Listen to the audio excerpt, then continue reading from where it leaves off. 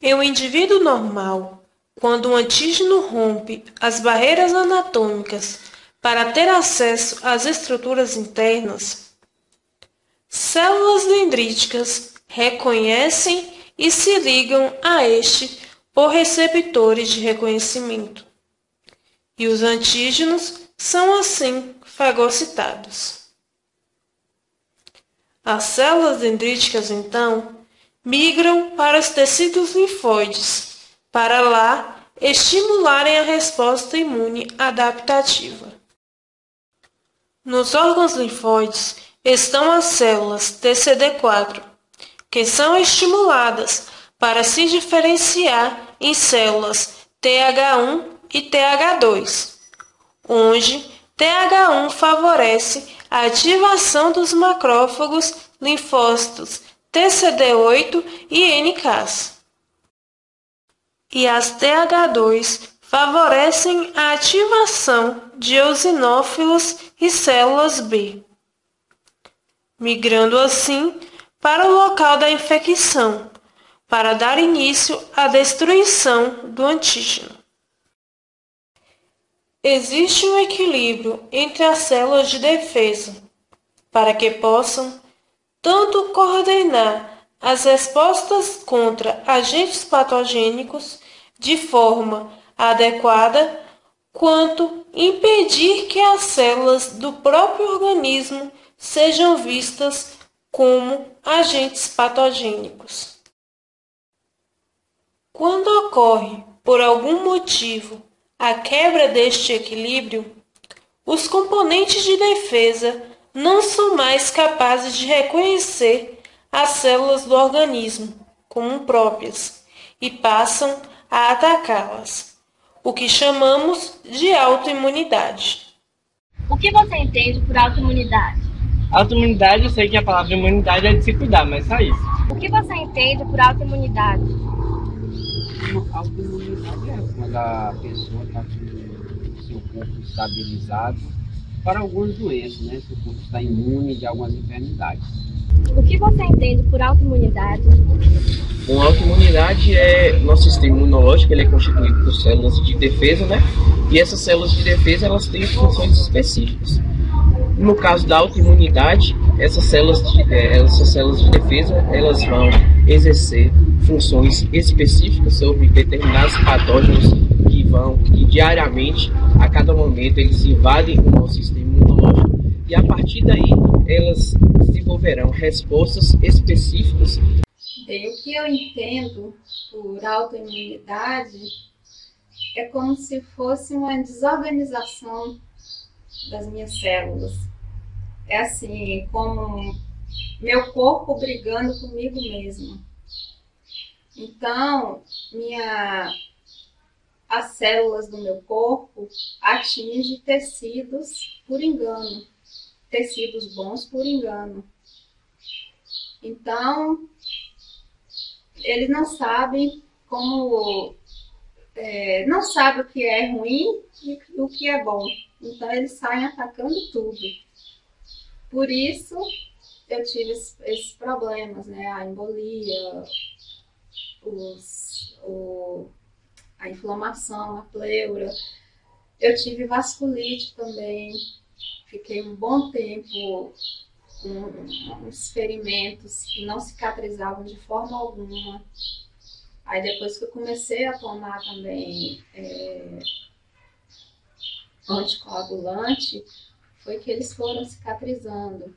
A autoimunidade é definida como uma resposta imune contra os antígenos próprios autólogos e é uma causa importante de doenças.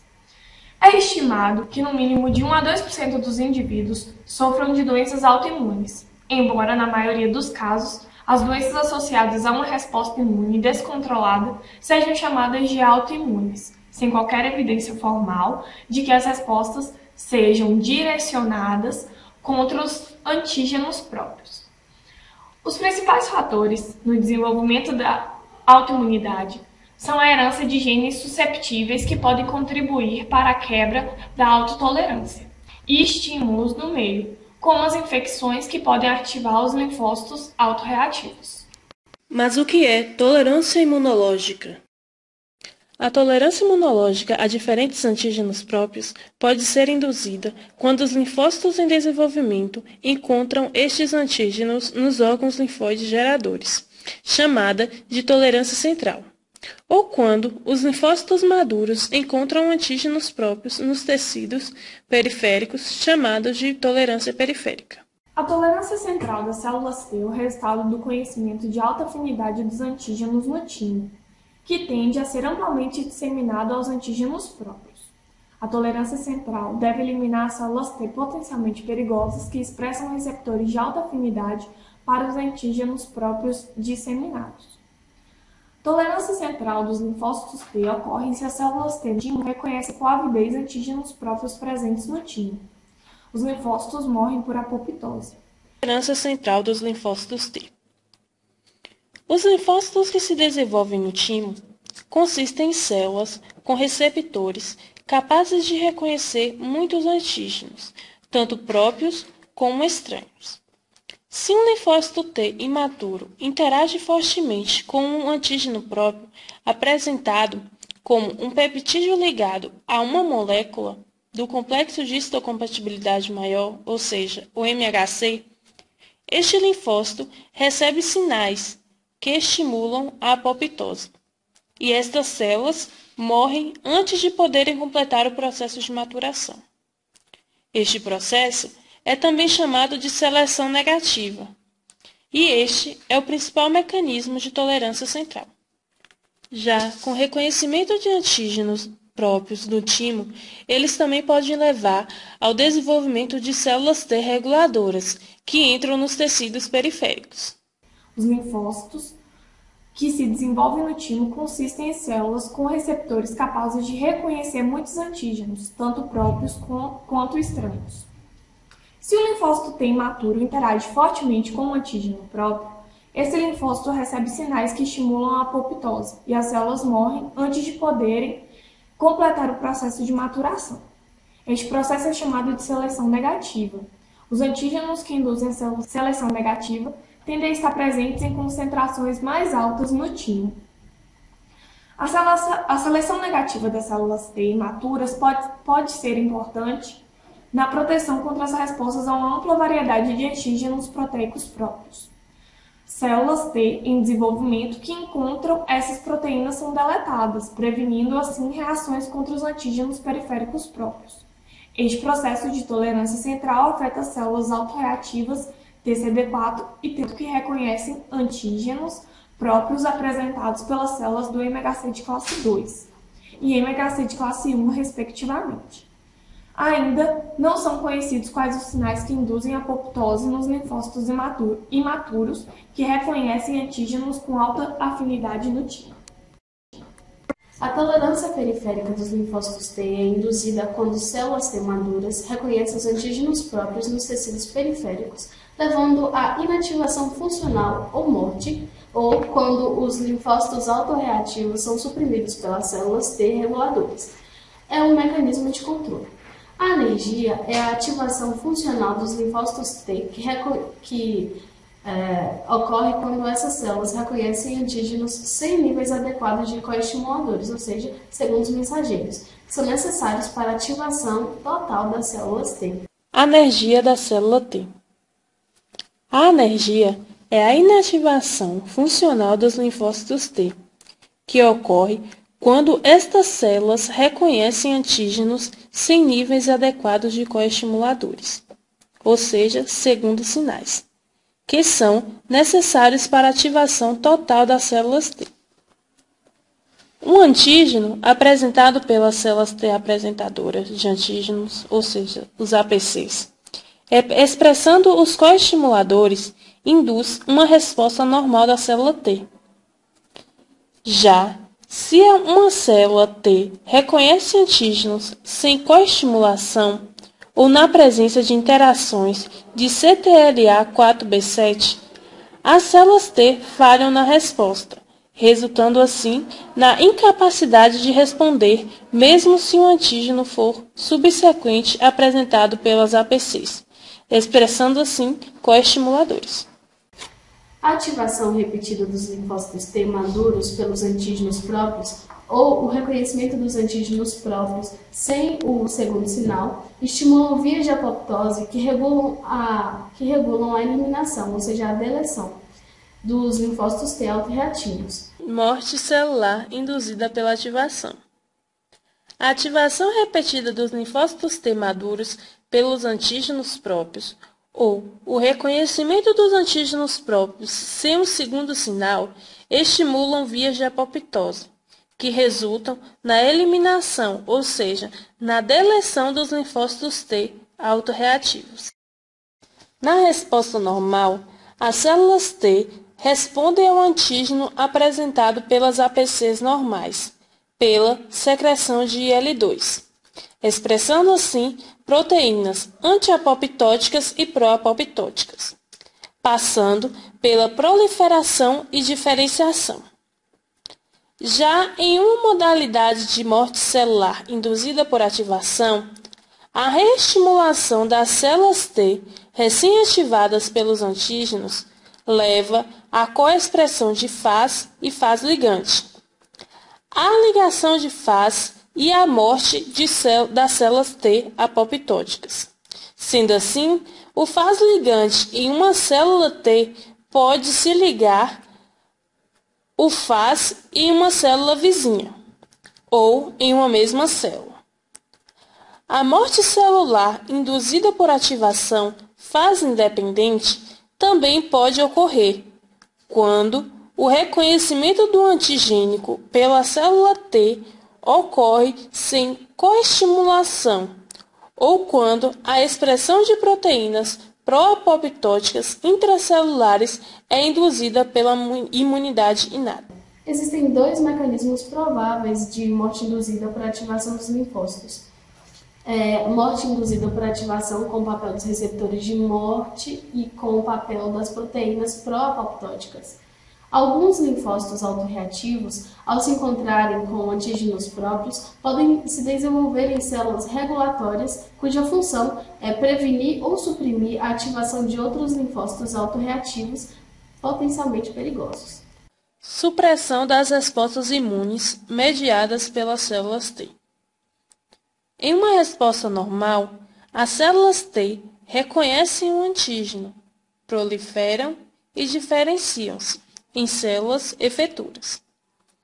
Uma típica resposta TH1 é exibida, na qual as APCs secretam IL-12, que estimula a diferenciação das células T virgens em células efetoras TH1, as quais produzem interferon gama e ativam os macrófagos na fase efetora da resposta.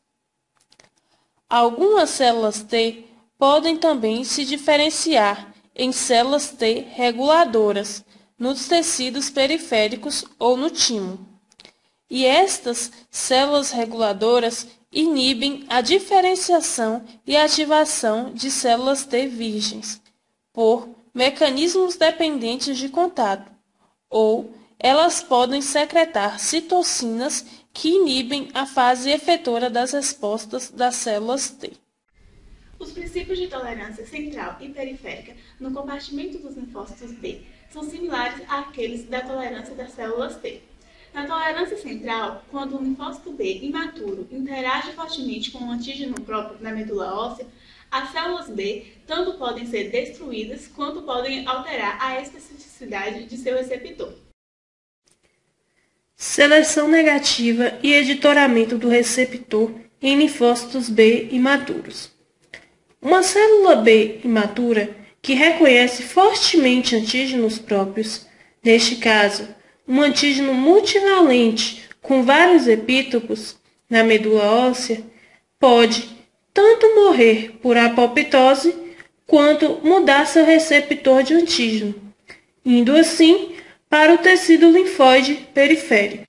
Já na tolerância periférica, os linfócitos B, os maduros que encontram antígenos próprios em altas concentrações nos tecidos linfóides periféricos, entram em anergia e não podem responder novamente àquele antígeno próprio. Tolerância periférica dos linfócitos B. Linfócitos B maduros que encontram antígenos próprios em altas concentrações nos tecidos linfóides periféricos entram em anergia e não podem responder novamente àquele antígeno próprio. Uma célula B madura que reconhece um antígeno próprio sem o auxílio de uma célula T é funcionalmente inativada e torna-se incapaz de responder a este antígeno. Já células B que são parcialmente ativadas pelo reconhecimento de antígenos próprios sem o auxílio da célula T podem ser excluídos dos folículos linfóides e morrer por apoptose, pois elas são privadas dos estímulos de sobrevivência. Meu nome é Isabela, eu tenho 12 anos. Eu descobri a minha doença aos 10, quando a minha mãe percebeu a minha perca de peso e me levou a um pediatra, que solicitou um exame laboratorial. Sou Eliene, tenho 49 anos. Descobriu a doença aos 32 anos. Sentia as mãos, começou a ficar roxa e mal-estar. Aí fui ao médico, ele me pediu os exames. Tenho Miguel, tenho 9 anos, descobri assim através de um tipo, né, quando ele fazia xixi na cadeira. Ele aí ficava bastante comigo, por isso que eu achei que estava alguma coisa errada, né? Meu nome é Manuela, tenho 39 anos e eu descobri a doença em 1996. Eu sentia muitas dores no corpo todo, principalmente nas pernas e nos braços. Fui em vários médicos aqui e não conseguia diagnóstico nenhum. Alguns falavam que era reumatismo. Chegaram até a engessar minhas pernas. Só que eu continuei sentindo dor e, por fim, eu precisei ir para Belo Horizonte para fazer exames mais específicos até descobrir realmente o que era. Existem vários tipos de doenças autoimunes, que podem ser órgãos específicos ou sistêmicas. São 7 principais doenças autoimunes, que são a doença de Graves, que tem como mecanismo a autoimunidade contra o receptor do hormônio estimulante da tireoide. O diagnóstico é o hipertireoidismo, subprodução de hormônios da tireoide. É um órgão específico, ou seja, atinge aquele específico lugar. Por exemplo, os olhos esbugalhados aqui e o bócio difuso. Artrite reumatoide, que tem como mecanismo células T que atacam antígenos da sinóvia da articulação. O diagnóstico é a inflamação e destruição das articulações, causando artrite. É um órgão também específico, ou seja, atinge principalmente os pés e as mãos. Tireoide de Hashimoto, que tem como mecanismo autoanticorpos e células T autorreativas contra antígenos da tireoide. O diagnóstico é a destruição de tecidos da tireoide, causando hipertireoidismo, subprodução de hormônios da tireoide. É também um órgão específico. Diabetes tipo 1, que tem como mecanismo células T autorreativas contra antígenos das células pancreáticas presentes nas ilhotas. O diagnóstico é a destruição das células beta pancreáticas, levando à não produção de insulina. É um órgão específico. Aqui mostra a figura da aplicação da insulina na barriga da mulher. Esclerose múltipla, que tem como mecanismo células T autorreativas contra antígenos do cérebro. O diagnóstico é a formação de placas escleróticas no cérebro com destruição das bainhas de mielina, que envolvem os axônios na célula nervosa, levando à fraqueza muscular, à ataxia e a outros sintomas. É também um órgão específico. Aqui mostra o axônio e a mielina, certo? Nervo normal, e aqui a mielina danificada. O lúpus eritematoso sistêmico tem como mecanismo autoanticorpos e células T autorreativas contra DNA, cromatina, proteínas e antígenos de ribonucleoproteínas ubíquas. O diagnóstico é a glomerulonefrite, a vasculite e eritema. É uma doença sistêmica, ou seja, atinge todo o sistema do indivíduo. Síndrome de Sjögren. Tem como mecanismo autoanticorpos e células T autorreativas contra antígenos de ribonucleoproteínas. O diagnóstico é a infiltração de linfócitos em glândulas exócrinas, levando a ressecamento dos olhos e ou boca. Outros órgãos podem estar envolvidos, levando a doença sistêmica. Então, é uma doença sistêmica que atinge também todo o sistema do organismo, do indivíduo. Aqui a boca ressecada e também os olhos ressecados do indivíduo. Múltiplos genes predispõem à autoimunidade, e os genes do MHC estão entre os mais importantes. A incidência de uma doença autoimune é particularmente frequente maior em indivíduos que herdam um alelo particular do HLA do que na população em geral. Essa incidência aumentada é chamada de risco relativo de uma doença associada ao HLA. Isso é importante para ressaltar que um alelo do HLA não é por si mesmo o causador da doença. Alelos particulares do MHC podem contribuir para o desenvolvimento da doença autoimune, pois eles são ineficientes na apresentação dos antígenos próprios, levando à seleção negativa defeituosa das células T, ou porque os peptídeos antigênicos apresentados por esses alelos do MHC, eles podem também apresentar falha na estimulação das células T reguladoras. E é importante lembrar também que as infecções elas também podem causar doenças autoimunes. Existem 3 mecanismos pelos quais os micro-organismos podem promover a autoimunidade: a autotolerância, ou seja, a anergia, a indução de coestimuladores nas APCs e o mimetismo molecular. Na anergia, normalmente, o encontro de células T maduras com antígenos próprios apresentados pelas APCs teciduais em repouso resultam na tolerância periférica por anergia ou deleção. Já na indução de coestimuladores nas APCs, os micro-organismos podem ativar as APCs a expressar coestimuladores, e quando essas APCs apresentam autoantígenos, as células específicas são ativadas proporcionalmente à indução de autoimunidade. Já no mimetismo molecular, alguns antígenos microbianos podem reagir de maneira cruzada com os autoantígenos, ocasionando o mimetismo e desencadeando a ativação das células T, o que irá levar à autoimunidade. No entanto, a resposta imune iniciada pelo micro-organismo pode passar a ser direcionada às células e tecidos próprios. Bom, tenho diabetes tipo 1. Ela afeta minha vida de forma positiva, pois desde então eu mudei meus hábitos alimentares, tomo insulina para me alimentar e pratico atividade física regularmente. Pode comer açúcar, né?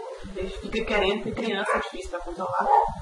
E às vezes é muito difícil mesmo, às vezes eu acho que é bem impossível, porque quer, não entende, porque é criança, né? Aí eu fico vendo, mas tem muito limitado. Não pode comer fritura, que gosta de comer pastel, hambúrguer, essas coisas. Se for dar, ele come e acha que a diabetes parece que puxa mais para comer. Aí não pode, essas coisas não pode. Jeito de fritura, então.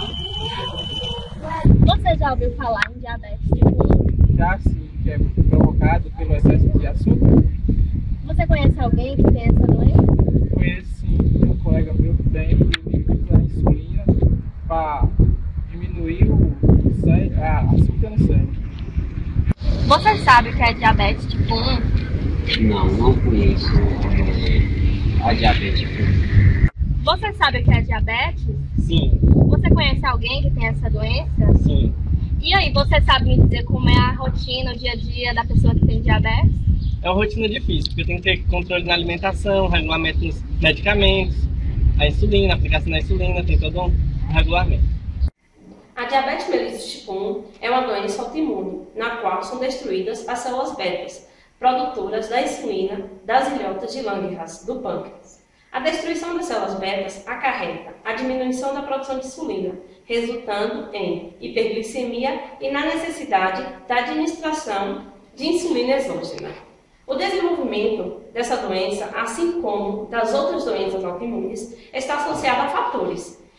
Quais são? Genéticos, ambientais e hormonais, onde a diabetes mellitus tipo 1 é predominante na infância e na adolescência. Porém, a incidência de diabetes está aumentando nessa faixa etária de idade nos últimos anos.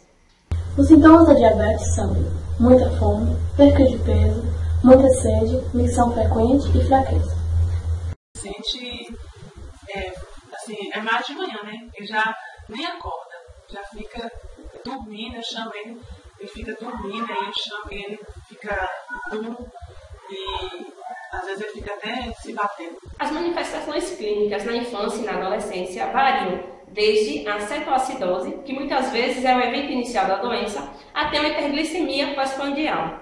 As manifestações podem ser desencadeadas pela presença de infecção ou outra condição de estresse no organismo do indivíduo. Essa condição de estresse é devido à ausência de insulina, que não está sendo produzida, já que as células beta foram destruídas. Deste modo, os sintomas da diabetes serão consequência dessa ausência de glicose no organismo. A ausência da glicose no organismo, o organismo vai utilizar outras fontes de energia, como os ácidos graxos. O diagnóstico foi através dos exames de sangue e urina. Para minimizar os sintomas da doença, faço controle medindo a glicemia capilar com este aparelho, tomo insulinas para satisfazer as refeições, faço contagem de carboidrato e atividade física. O diagnóstico clínico de diabetes mellitus tipo 1 é muitas vezes sugerido pela presença de sintomas, como o aumento da sede e do volume urinário, infecções recorrentes, perda de peso inexplicável e, em casos graves, sonolência e coma. Eu tenho uma vida normal, faço o que gosto, saio com os meus colegas, vou em festa de aniversário e viajo. A diferença é que faço uso contínuo de insulina e faço contagem de carboidrato para me alimentar. Vivo como uma pessoa que não tem diabetes. No começo, eu fiquei assim, meio desnorteada, sem saber o que pensar, porque era uma doença sem muito conhecimento, né, pela população. Então, quando eu descobri que eu tinha lúpus, que eu tenho lúpus, eu fiquei assim, meio atordoada. Até que o médico me explicou que é uma doença que não tem cura, só que eu poderia levar minha vida normalmente, com os medicamentos. Então, eu senti o que me afetava da seguinte forma, porque eu sentia muitas dores, eu não conseguia caminhar direito, eu não podia tomar sol. Então, isso, eu fiquei muito depressiva, eu entrei em depressão também, eu não queria sair, eu só ficava dentro de casa, não tinha ânimo para fazer nada. Então, basicamente foi isso que afetou na minha vida. O lúpus, ela me limita de acordo ao clima, o tempo frio e o calor. E tive que mudar por completo a minha alimentação. O que você sabe sobre lúpus? Só ouvi falar o nome da palavra, mas não sei não. Você sabe o que é lúpus? Não faço ideia. O que você sabe sobre lúpus? Bom, lúpus é um caso de doença bastante peculiar e também rara. Se desenvolve quando a pessoa ela possui um problema no seu sistema imunológico, em que essas células que deveriam combater agentes patogênicos, elas voltam-se contra as células do próprio organismo, fazendo com que ocorra a apoptose e consequente morte celular e falência múltipla dos órgãos. Lúpus eritematoso sistêmico é uma doença autoimune que a longo prazo pode afetar a pele, as articulações, os rins, cérebro e outros órgãos. Afeta predominantemente pessoas do sexo feminino na idade entre 20 e 60 anos. A doença desenvolve-se na dependência da associação de fatores genéticos, hormonais e ambientais. Em 80 a 100% dos casos de LES, as articulações, a pele e o sangue são as áreas mais afetadas. Alterações no sistema nervoso central e no sistema cardiopulmonar ocorrem em mais de 50% dos pacientes. e em cerca de 10% deles ocorre trombose causada pela produção de anticorpos anticardiolipina. A doença está ativa, no tempo frio, as minhas mãos começam a ficar roxas e as lesões na ponta dos dedos e também muitas dores nas articulações e afeta também o meu... Eu tenho muito refluxo de acordo com a alimentação e também não posso sair ao sol porque ativa a doença. Bem, os sintomas da doença, o que eu tive foram dores nos joelhos, nas articulações. Tem a famosa asa de borboleta, é quando o rosto fica todo vermelho. Minha pele encheu de manchas também, manchas roxas. Sensibilidade à luz solar, quando sai assim na luz do sol, o rosto fica logo vermelho. Fora as dores, eu tive problema no pulmão, eu tive embolia pulmonar, eu tive convulsão, tive 3 convulsões também, tive uma inflamação na pleura. Então, isso tudo são os sintomas, alguns dos sintomas da doença. Os sintomas de lúpus podem variar de pessoa a pessoa e podem aparecer bem como desaparecer. Quase todas as pessoas com doença apresentam dor e edema nas articulações. Algumas desenvolvem artrite. As articulações frequentemente afetadas são os dedos, mãos, punhos e joelhos. Essas dores e edemas são consequências das fases da inflamação, que é dor, ardor, rubor e tumor. A principal manifestação cutânea ocorre na forma de um eritema malar, asa de borboleta, sobre as bochechas e nariz.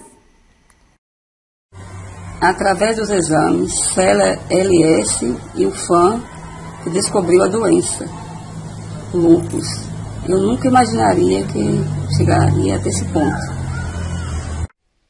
Bom, o diagnóstico do lúpus, essa foi a parte mais difícil, porque eu fiz muitos exames de sangue, fiquei 1 mês em Belo Horizonte só fazendo exame, até descobrir que realmente era o lúpus.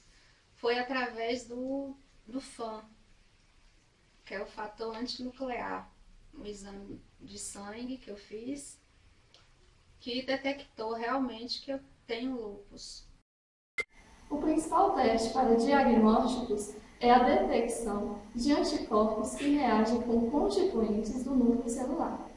Esses anticorpos são detectados pela técnica de imunofluorescência indireta. Além desse diagnóstico, pode ser feito biópsia renal, hemograma completo, entre outros. Bem, para minimizar os sintomas, eu evito sair no sol. Quando saio, é naqueles horários depois, até as 10, depois das 4. E quando há necessidade, assim, eu uso muito protetor solar, ou então ando de sombrinha. E o bom humor também ajuda muito. Você não deixar se abater por causa desse problema. Levar a vida normal. Porque se você ficar, eu não posso fazer isso, eu não posso fazer aquilo, então você vai acabar entrando em depressão e isso não é bom. Tem que ter alto astral. Não há cura para o lúpus. O objetivo do tratamento é controlar os sintomas. A doença branda pode ser tratada com anti-inflamatórios não esteroides, pomadas com corticoides para o rosto cutâneo, droga antimalárica e corticoides de baixa dosagem para os sintomas de pele e artrite. O tratamento para o lúpus mais grave inclui altas dosagens de corticoides ou outros medicamentos para diminuir a resposta do sistema imunológico do corpo. Apesar de todas as minhas limitações, vivo bem com a doença, sou uma pessoa normal. Bem, hoje eu lido com a doença de forma tranquila, porque depois de tudo que eu já passei, hoje para mim tá assim, como eu vou dizer, a doença hoje está adormecida. Então hoje eu não tenho sintomas, assim, ela tá bem controlada pelos medicamentos. Mas antes eu inchava muito, era muito inchada, tinha dificuldade até para respirar, para caminhar. E hoje eu tô me sentindo assim, uma nova pessoa. Depois de tanto tempo, agora que ela está em remissão, eu estou me sentindo muito bem.